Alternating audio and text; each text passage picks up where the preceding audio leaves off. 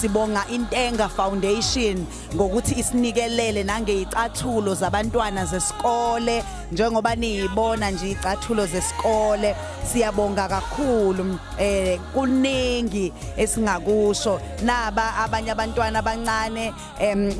uFace of Africa ukhona la uZuzu siyambona uMiss Iggy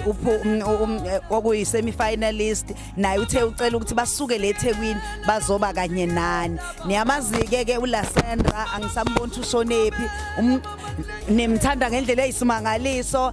niyamlandela ke nina genge encane ngoba uyacula umculi lona kade nimlalele nje okhosini uthe uyeza ke naye uzohlanganyela kanye nani ngakho nje ngithi ke siyabonga kakhulu ama bikers ke athe acela ukuthi ashiye imali engango 300 rand ma ukuze ukwazi ukuthi kube khona ongakuthenga nje noma isinkwa noma yini.